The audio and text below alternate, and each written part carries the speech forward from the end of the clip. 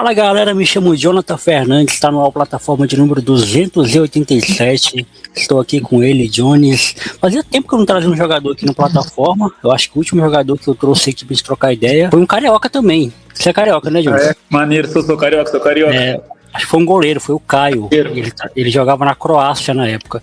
Se eu não me engano, foi o último, mas depois posso estar equivocado aqui, vou ver daqui a pouco. Mano, pra quem não te conhece, se apresente, fale quem você é e obrigado por ter aceitado o meu convite. Mano, só agradeço a oportunidade de estar aqui falando um pouco sobre mim, sobre minha história, sobre o que a gente vem construindo, graças a Deus. Eu me chamo Jones Vieira, sou jogador de futebol profissional. Atualmente estou atuando na Bolívia, já faz 5 anos que eu estou na Bolívia. Agora também posso falar que eu sou treinador, porque chegando na Bolívia comecei a fazer uns trabalhos também como treinador e agora tenho licença de treinador, então minha vida está caminhando para outro lado, mas vamos contando no caminho aí da entrevista. Da hora.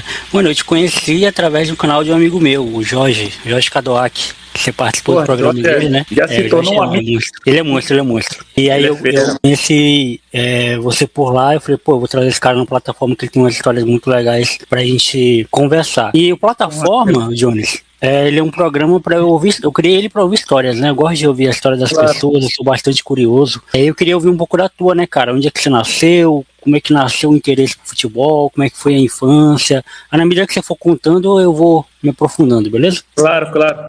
Como todo bom brasileiro, né, mano? Eu não me lembro de outra coisa que eu fazia se não fosse jogar futebol, né, mano? Eu nasci e cresci jogando futebol. Graças a Deus eu tive a sorte de nascer. Tinha um campo na frente da minha casa, então, pequenininho, para não ficar quebrando as coisas na minha casa, minha família me colocou na escola da prefeitura que tem lá no Rio de Janeiro. E com isso aí foi aparecendo algumas coisas, foram vendo que tinha algo de bom aí, que podia sair algo de bom daí, e graças a Deus a vida foi caminhando. Creio que com 9 anos, estava jogando futsal já, com 13 anos foi a primeira vez que eu fui jogar futebol de campo, que foi pro Bangu, e daí minha vida andou, e aí quando eu percebi, já graças a Deus, já era jogador de futebol. Você começou no Bangu, então? No futebol de campo? O primeiro que eu joguei foi o Bangu. Sim, eu joguei Bangu Sub-13, Sub-14 e Sub-15. Da hora. Eu vi que você não chegou a atuar no profissional aqui no Brasil, né? Não, eu atuei. Eu joguei no São Cristóvão, mas jogava sem contrato profissional. E jogava profissional. Entende?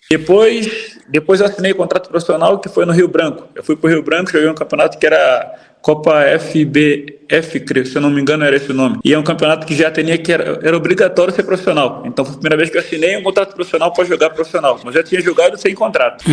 Aí do Rio Branco você foi para onde? Do Rio Branco eu fui para Portugal, graças a Deus. Do Rio Branco eu voltei para minha casa, essa é uma história boa. Eu voltei para casa para passar um mês de férias. Tinha jogado 6 meses lá no Paraná. Voltei para casa para passar 6 meses, um mês de férias. E nesse 1 mês de férias apareceu uma oportunidade para Portugal. Precisavam justamente de um lateral esquerdo que jogasse no meio e eram posições que eu podia fazer. Eu jogava de lateral esquerdo e jogava no meio. E apareceu a oportunidade em Portugal, fui para Portugal e aí passei 2 anos e meio em Portugal. Da hora. E como é que foi, mano? Tipo assim, você já tinha saído do Brasil antes? Ou foi a primeira vez que você foi? Como é que foi se adaptar com a cultura, né, de outro país? Não, nada. Foi a primeira vez que eu saí do Brasil. Já tinha rodado no Brasil, já tinha ficado em Minas, já tinha ficado em São Paulo, como no Paraná também. Mas nunca tinha saído do Brasil. E ali eu tive uma experiência muito boa. Isso transformou de verdade a minha vida. Não só como jogador, mas também como pessoa. Porque, estando no Brasil, qualquer coisa que passe é fácil tu ir para casa, não? Porque todo mundo sabe que o futebol passa muita dificuldade. A gente vê todo jogador que está aí como os grandes, mas a gente sabe que todo jogador passa muita dificuldade. Tanto no Brasil é fácil. Qualquer coisa que passasse, eu conseguia arrumar dinheiro para minha casa. Do Paraná para casa, de São Paulo para casa, de Minas para casa. Era fácil eu conseguir. Agora, estando em Portugal, aí eu vi que não era fácil ir para casa. Porque era mesmo só de avião para ir para casa. Não era pegar um ônibus e estar em casa, tá ligado? Então aí já era outro bagulho. Então aí daí tu vê se tu quer mesmo ou se tu não quer, mano, tá ligado? Porque o bagulho é de verdade.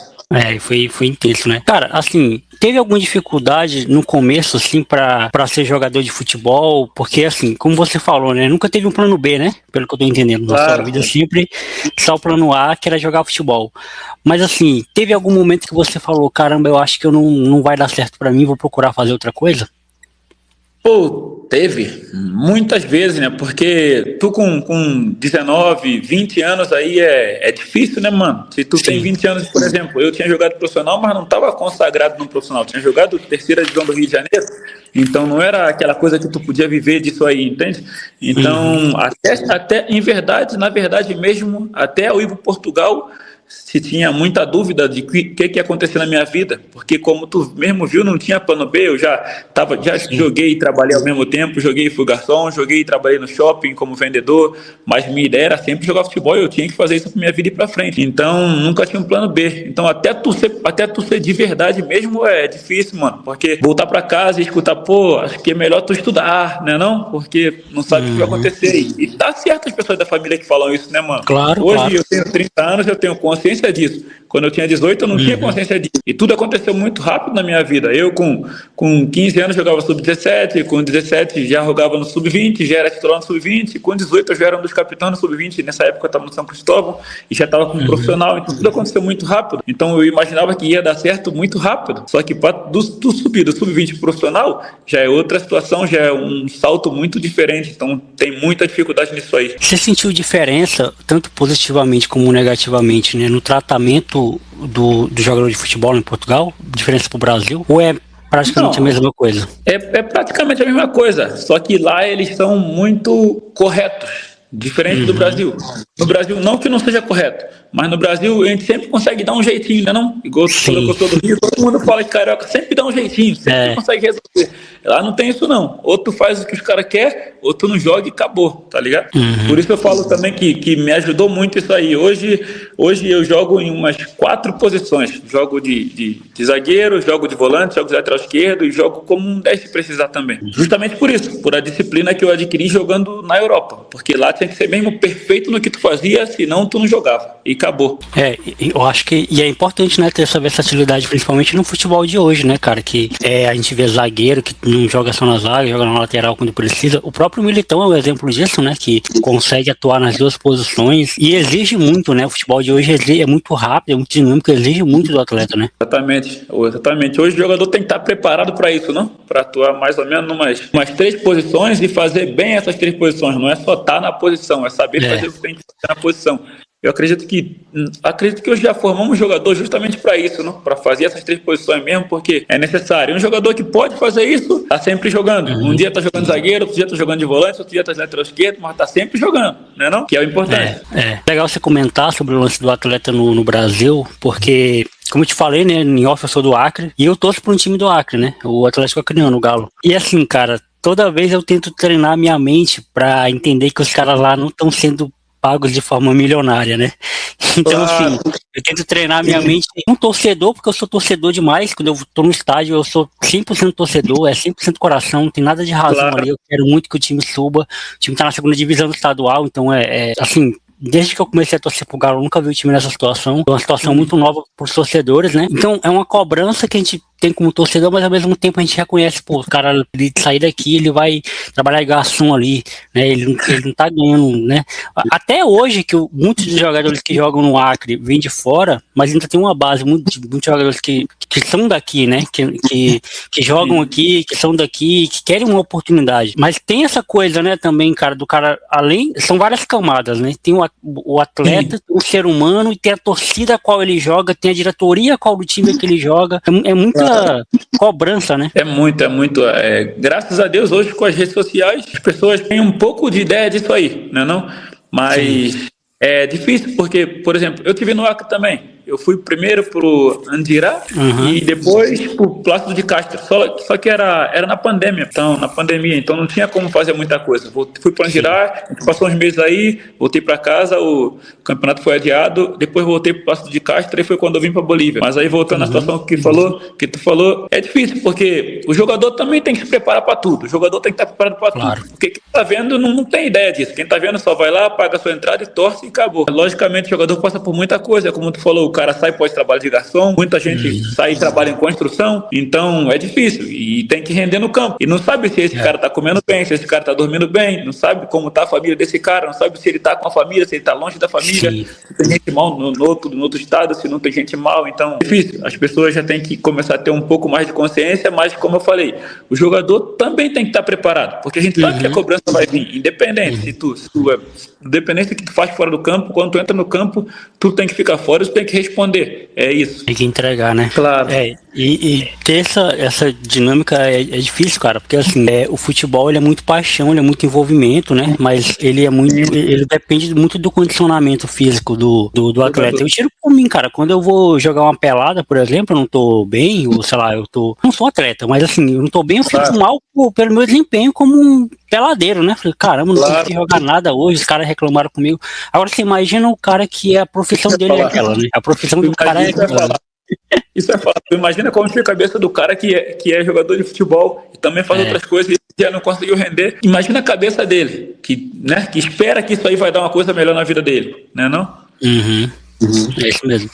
Aí, de Portugal, você voltou pro Brasil ou foi direto pra Bolívia? Não, de Portugal sim, eu voltei pro Brasil em 2020, por causa da pandemia, e fiquei no Brasil, fiquei uns 3 meses só na minha casa, depois eu fui pro Maranhão, fui pro motoclube. Depois do motoclube, eu fui pro Independente de Tucuruí, que é no Pará, e segui voltando para casa sempre por causa da pandemia. Tive alguns problemas aí com situação de documento, porque ninguém conseguia fazer minha transferência de Portugal pro Brasil, ninguém conseguia fazer minha transferência. Então eu passei como, um ano no Brasil sem jogar, porque no moto não conseguia fazer minha transferência, no Independente de Tucuruí também não conseguia minha transferência, e tudo era 4ª divisão. Tanto que quando eu fui pro Acre, pela segunda vez que fui pro Acre, foi um caso, eu digo que foi coisa de Deus eu estar aqui na Bolívia, porque o que me contratou pro time lá do Plácido de Castro insistiu muito para que eu fosse. Ele falou, não, eu quero que tu venha pra cá, eu preciso de um jogador como tu, me falaram muito bem de tu, eu vi os vídeos também, eu quero um jogador que faça exatamente o que você faz. E eu falava pra ele, não, pra quê? Tu vai gastar teu dinheiro à toa. Eu falava, ninguém consegue fazer minha transferência, eu vou ficar aí 3 meses,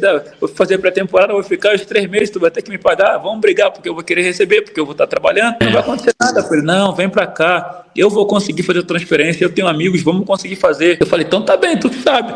Pagou minha passagem, eu fui para Plácido de Castro. Aí terminou que eu fiz toda a pré-temporada como era para fazer. Minha transferência era para chegar na metade do início do campeonato. E um preparador físico que estava aí ia vir para Bolívia de treinador, um time da Bolívia. E me pareceu uma oportunidade boa para sair do Brasil de novo. Pronto, vim para Bolívia. E aí na Bolívia você se encontrou, né? Você gostou muito. Aí já. Isso era 2021, quando eu vim para Bolívia. E vim numa situação diferente. Vim porque ele precisava de um zagueiro. Um zagueiro e um centroavante tinha que trazer. E ele me trouxe para Bolívia de zagueiro e eu vim de zagueiro. Fiz um campeonato muito bom. No primeiro time que eu vim para Sucre, que é a capital da Bolívia. E fiz um campeonato muito bom, graças a Deus, no time que eu tava. E isso me abriu outras portas, graças a Deus. E aí, tô aqui até hoje, desde 2021. Como é que é o futebol na Bolívia? Você joga qual divisão? Eu jogo a 2ª divisão. Como é que é? Pesado, intenso? O futebol da Bolívia é de muita luta, é de muita guerra. Agora eu vivo numa cidade que é fronteira com a Argentina, então tem muita influência da Argentina no futebol, né? Então é muita briga, não é no Brasil como é tão pausado, entende? É bola todo o tempo para brigar e vamos pro jogo. Caramba, mas tem muitos brasileiros aí jogando? Tem. Na Bolívia toda tem muito. Eu já conheço muita gente também. Aqui em Tarija também já deve ter uns 8 agora que estão aqui jogando. Aí você falou que quando foi para aí teve a oportunidade também de trabalhar como treinador, né? Como é que foi isso? Como é que surgiu essa oportunidade? Sim, justamente no primeiro time que eu joguei, o presidente queria que eu ficasse pro 2º campeonato. Eu vim pra Bolívia junto com mais 4 brasileiros, viemos 5 brasileiros ao final. E aí todos voltaram pro Brasil e eu segui na Bolívia. E o presidente queria que eu jogasse no outro ano com ele também, mas eu queria receber mais do que eu tinha recebido no primeiro campeonato. E aí ele me disse, eu não tenho como pagar o que tu quer receber, mas eu posso fazer uma coisa, a gente pode começar uma escolinha de futebol no clube. Sim. E eu te pago para trabalhar e te pago para jogar. E a gente consegue chegar no que tu quer. Mais do que isso, eu te pago curso de treinador também. E aí me pareceu uma boa oportunidade. Pensando em um futuro. Não pensava que eu ia trabalhar já. Ia começar a trabalhar já. Mas sim, me pareceu uma boa oportunidade pensando num futuro para quando parasse de jogar. E graças a Deus as coisas andaram de uma forma que não tem explicação. Ele não me pagou o curso que tinha me prometido. Mas eu busquei muitos cursos na internet. Comecei a fazer curso e etc. E comecei a trabalhar na escolinha. Depois comecei a trabalhar com treino personalizado. cuidado, que é com performance, e fui me encontrando e até agora estamos nisso aí. Da hora, mano. E a sua família se adaptou bem à Bolívia, cara? Como é que foi, assim, o processo de adaptação? Você já tá há muito tempo aí, eu acredito que agora já tá adaptado, né? Mas no começo, com clima, comida, essas coisas. Não, na verdade, eu vim sozinho pra Bolívia. Vim sozinho. E minha família veio aqui, mas na verdade minha família veio aqui quando eu me casei. Eu me casei, minha esposa é boliviana e a minha família veio aqui, conheceu a Bolívia, conheceu minha casa, conheceu tudo quando eu me casei. No início foi um pouco difícil me adaptar. No início foi um pouco difícil porque eles comem de uma forma um pouco diferente e tal. Mas eu tive sorte de sempre ter brasileiro comigo. Então sempre a gente foi adaptando essa situação aí. E depois, aqui com a família da minha esposa, a família da minha esposa gosta muito de brasileiros. Então eles também me ajudam na situação. Você consegue comer arroz com feijão, então, né? Consigo comer. Não sempre, mas eu quase sempre a gente tá fazendo um feijãozinho aqui, uma coisa não, lembrando do Brasil. Pô, com certeza. Cara, e aí, agora eu vou te pedir uma opinião como jogador, né? A gente tá prestes a chegar à Copa do Mundo e a gente fala muito sobre como o Brasil deixou de ser aquele Brasil, né, competitivo. E aí a gente volta e meia a gente fala de base, volta e meia a gente fala de craques, né, volta e meia a gente fala de talentos, volta e meia a gente fala de Neymar, né, que querendo ou não, aceitem ou não, engulam ou não, foi o último craque que a gente fabricou. Isso é ruim, né, isso é triste, né, um país que gerava 3, 5, 10 craques por geração em cada posição, ter só o Neymar, né? O lance da Neymar dependência. A gente tem bons jogadores, inclusive eu até comentei isso recentemente em algum lugar, acho que foi até aqui no podcast, que o Brasil tem muitos bons jogadores, mas tem poucos craques. Então, todas as Copas que o Brasil ganhou, desde a primeira até a quinta, sempre teve mais de 2, 3 craques, né? Pode pegar aí no histórico que você vai ver, né? Pode pegar o histórico da primeira Copa. Sempre teve. E o Brasil não tem atualmente, né? Então, nesse panorama, né? Você como jogador, cara, qual a sua visão do que falta para a seleção brasileira, né?